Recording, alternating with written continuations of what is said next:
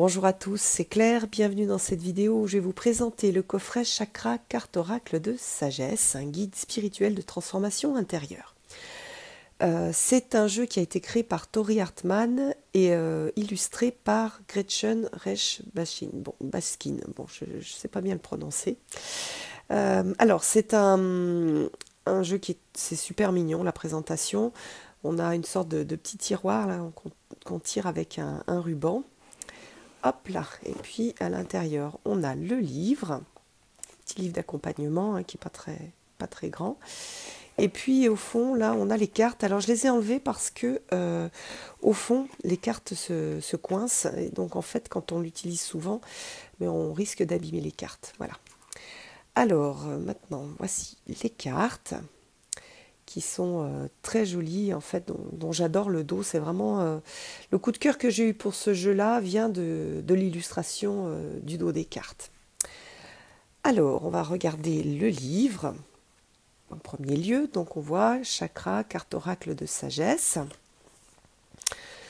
La structure est super simple. On a une introduction, un chapitre par chakra et un dernier chapitre pour les tirages. Après là, elle nous explique comment elle a créé ce jeu avec son expérience de mort imminente, à partir de laquelle elle a été en contact avec des anges et elle est restée en contact avec ces anges et ils lui ont dicté les petites histoires que l'on voit après dans les cartes. Alors après, donc une petite présentation des chakras. Pour ceux qui ne connaissent pas, ce sont des centres énergétiques qui se trouvent à différents endroits du corps. Donc là, elle montre où sont ces chakras. Il n'y a pas de grands détails, parce que par exemple, le chakra racine, lui, il est orienté vers le bas, alors que les autres ont une ouverture vers l'avant du corps et vers l'arrière du corps. Et puis pour le chakra coronal, on a aussi une orientation différente, on a une orientation vers le ciel. Au niveau des couleurs, donc vous voyez le chakra coronal, on voit des choses un peu différentes. Moi je le connais en tant que blanc, mais en fait il n'a pas vraiment de couleur. Il est donc elle l'a mis gris, mais voilà, ça correspond bien ça ne me gêne pas du tout. Elle présente donc un petit peu son jeu après, avec là par exemple le chakra de base. On voit les cartes, les 7 cartes du chakra de base, avec les mots-clés. Donc par exemple, là, l'impression générale, c'est l'ancrage terrestre, et ici, elle a mis des mots-clés. Et puis la manifestation de l'intention. Donc voilà, c'est un petit peu l'énergie du premier chakra. Après, on a toutes les cartes de chakra. Donc ici, on les avait sous forme carte. Ici, on les a sous forme résumée. Et puis pour chaque carte, on va avoir la légende, donc la petite histoire, l'inspiration, une question personnelle, des idées clés et des mots-clés. Et puis enfin une méditation, sachant que ce sont des méditations extrêmement faciles à faire en fait. C'est pas, elle a vraiment fait un coffret qui est très très accessible. Et donc on a ça pour toutes les cartes et pour tous les chakras. Vous voyez, hop, on va regarder pour le deuxième chakra. Voilà, les cartes oranges en un clin d'œil. Non, hop, c'est la... Voilà, orange, apprenez à observer vos émotions, l'impression générale, etc. Alors, ensuite, on a des tirages qui sont très intéressants. C'est pareil, des tirages faciles à faire, des tirages très parlants, avec pas beaucoup de cartes, mais voilà, percutants. Il y en a un qui est très intéressant. L'objectif de votre intention, non, c'est pas celui-là, c'est l'intention pour la richesse. Voilà, qu'on peut voir sur l'argent ou le sentiment d'abondance, avec donc une carte qui va parler des croyances, l'autre sur ce que l'on doit analyser, sur les sentiments et sur l'issue potentielle si on effectue cette analyse, et puis avec un exemple d'interprétation. Je le dis à chaque review, c'est super intéressant d'avoir un exemple d'interprétation pour voir comment est-ce que l'auteur utilise les cartes. Voilà. Alors ce jeu-là, moi je l'utilise pas tout à fait de la même façon. enfin, c'est-à-dire que elle a une association de signification avec les chakras qui est un petit peu différente de la mienne et de ce qu'on voit d'ailleurs de façon un petit peu commun. Donc je vais plus l'utiliser en tant qu'oracle classique, sans comment dire, sans le mélanger avec la façon qu'elle a de voir les chakras. Par contre, ça me donne une indication si j'ai beaucoup de cartes, par exemple rouges, je sais que j'ai le chakra racine à travailler, et là je vais le faire plutôt avec des choses comme ces cartes-là de chakras. Alors, après, le grand intérêt de ce jeu-là, vous allez voir, c'est son imagerie et les mots-clés qui sont très simples, très incarnés, et qu'on va voir là ensemble. Alors, les cartes, ce sont des cartes... alors, par rapport à des cartes oracles qu'on a l'habitude de voir, hein, on va avoir une taille donc plus petite, mais on a donc une largeur supérieure à une carte de tarot. On a une finition brillante qui met bien en valeur les cartes. Les cartes sont assez épaisses, elles font de très bonne qualité. Elles glissent bien, on peut bien les mélanger sans qu'elles soient trop glissantes. Donc vraiment parfaite au niveau, on va dire, du feeling de la carte. Alors après, voilà le type de carte que l'on a. Donc vous voyez le tour correspond au chakra. Donc là on a un tour rouge. Donc c'est ce que je vous disais, quand j'ai beaucoup de cartes avec des tours rouges, je sais qu'il faut que je travaille avec le chakra racine. On a une imagerie assez enfantine et un mot-clé assez percutant. Ce que je trouve très bien avec ce jeu-là, c'est qu'on peut faire du travail sur l'enfant intérieur, même s'il n'a pas été fait pour. C'est un jeu qui, par son imagerie, par le fait qu'il a des mots-clés qui sont assez percutants, on a cette possibilité de faire du travail sur son enfant intérieur. Donc c'est un jeu qui est assez multifonction, c'est pas juste un jeu pour travailler sur les chakras. Et on a des choses qui sont, comme vous voyez, la complaisance, c'est pas une carte positive. On va avoir une carte avec des choses difficiles, comme aussi, voilà, là on a la carte du chagrin. Donc voilà, on a des images qui, moi, me plaisent énormément, qui me parlent beaucoup. Les mots-clés, alors comme ce sont des traductions, parfois, on a des mots-clés qui... C'est bien d'aller se reporter au livre pour, pour bien comprendre la signification du mot-clé, mais on peut aussi utiliser le jeu avec juste en intuitif. Donc voilà, on a vraiment plein de possibilités pour ce jeu-là. Voilà, le développement, le pardon, regardez comme elle est belle. Le rétablissement, donc on a une clé, l'équilibre, avec la notion de justice, d'équilibre, oui, de justice, d'injustice. L'acceptation, la serviabilité, ça fait partie de ces mots qu'on n'utilise pas beaucoup et que je trouve qui peuvent prêter à confusion. Donc je pense si un francophone n'aurait pas tout à fait mis ces mots-là. Voilà. L'isolement, la foi,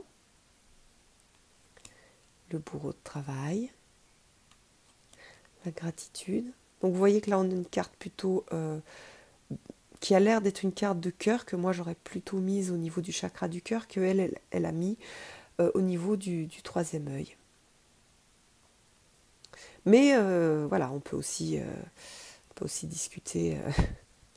Après l'idée, vous savez, comment dire, ces anciennes traditions, lorsqu'elles sont reprises à travers des choses qui sont réalisées en channeling, elles repassent en fait à travers quand même la personnalité de la personne justement qui a réalisé le jeu. Alors on a le choix, soit on a déjà une grande comment dire, une connaissance ou une connexion très... Parce que les chakras, c'est assez physique. Donc soit on a une connexion très physique au niveau des chakras et on les ressent et on a quelque chose qu'on connaît, qui nous est familier, qui résonne en nous. Et dans ces cas-là, on va utiliser ce jeu-là comme un jeu de cartes oracle. Et on va juste utiliser les couleurs en tant que rappel des chakras, mais pas forcément faire le lien avec les deux. Soit on n'a pas de connaissances et on peut très bien commencer avec ce jeu-là. Voilà, on a le choix. J'aime pas en fait être sur du jugement de valeur. Je pense que ce qui est important, c'est de s'approprier un jeu et de le faire sien et de voir s'il nous parle et s'il peut nous apporter quelque chose. Après, la vérité avec un grand V, c'est quelque chose qui est difficile à, comment dire, c'est difficile d'y accéder. On a chacun notre... tout passe par le filtre de notre personnalité. On n'est jamais en contact direct avec notre âme. Notre âme, elle est toujours... Enfin, notre âme, l'esprit, la grande âme, etc. C'est tout, ça passe à travers les filtres de la personnalité, parce que sinon, c'est du matériau brut qu'on ne comprendrait pas. Donc, voilà, l'important, c'est que ça résonne chez soi, et pas forcément d'être sur la vérité avec un grand V. La vérité avec un grand V, c'est très mental. On est beaucoup sur du mental et de la, comment dire, de la fierté mentale, et ça, c'est pas juste. Voilà, donc toujours aborder un jeu avec l'esprit ouvert et voir si c'est un jeu qui peut apporter quelque chose ou non. Et ce jeu-là, moi, je trouve qu'il apporte quelque chose. Je trouve d'abord qu'il apporte cet esprit, cet environnement enfantin qui peut permettre de parler à l'enfant intérieur. Et ça, c'est vraiment, vraiment chouette. Les mots-clés sont très simples, sont très percutants. Et ça, c'est pareil, je trouve ça très, très bien. Et le petit livre, il est simple et il est pragmatique. Voilà. Et même quand on a des mots qui sont difficiles, comme ici la tromperie, on a, comment dire, on fait appel à l'imaginaire enfantin. C'est, je le trouve hyper touchant. Et l'illustratrice, hein, parce que Gretchen, je pense que c'est une femme, a fait un travail super, super intéressant. Et pour une fois, j'aime bien le fait qu'il y ait un tour avec une couleur, parce que du coup, même si ça ne correspond pas au chakra, je me sers de l'environnement général et de voir, comme je l'ai dit tout à l'heure, s'il y a une couleur majoritaire dans le tirage. L'instinct, la libération,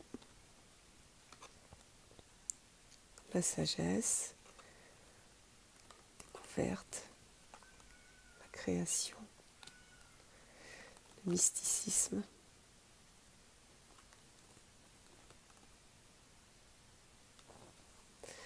le doux amer. Oui, ça c'est par exemple, ça c'est des mots qui sont utilisés par les anglo-saxons et que nous on n'utilise pas exactement, on ne l'exprimerait pas tout à fait comme ça. Donc voilà, en résumé, donc j'aime énormément ce jeu parce que je le trouve hyper polyvalent. Il permet de travailler sur plein de choses différentes et je le trouve touchant. Et moi, il parle à mon enfant intérieur. Voilà, peut-être pas parler à l'enfant intérieur de tout le monde. Je le trouve super beau quand on fait un tirage. On a, voilà, on a ce petit personnage qui est sur son chemin de vie. Ça fait vraiment les chercheurs de vérité, les guerriers de la lumière. J'aime beaucoup. Et puis on va tirer une carte. Alors comme d'habitude, c'est toujours une aventure de mélanger les cartes avec le trépied devant entre les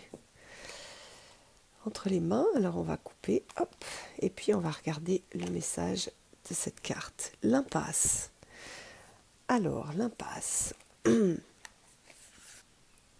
Le chemin est obstrué, changez de route. Donc là, on est sur une légende avec un ange gardien. Et en fait, un jour, il y a deux amis qui sont consternés de le voir qui bloque le chemin à travers les montagnes, sans le moindre moyen de le contourner. Alors donc, ils se demandent pourquoi cet ange gardien les a arrêtés. Voilà, ils vont prendre une autre route. Et lui, il s'éloigne alors, et il a protégé en fait les deux personnages d'un glissement de terrain. En fait, parfois on a l'impression que dans nos vies, il y a quelque chose qui n'arrive pas à se manifester. Et puis, on se s'emballe parce que ça ne se manifeste pas, parce que par exemple on voulait une maison, on n'arrive pas à l'avoir, on voulait être en couple, on n'arrive pas à être en couple. Et en fait, ces changements de voie, ce sont ces blocages, ces impasses, ça permet de nous indiquer que l'on n'est pas sur la bonne voie ou qu'il y a quelque chose qui est pas, qui est pas bon en fait dans le chemin qu'on essaye de prendre. Donc on a nos anges gardiens, on a nos guides qui essayent de nous transmettre des messages comme ça. Alors après, donc on a un travail sur l'adaptabilité. Est-ce que je suis adaptable? Qu'est-ce que cette carte révèle sur mes sentiments et mes réactions envers les contretemps? Voilà, donc mot-clé sagesse, opportunité, abandon, dans le sens lâcher prise. Et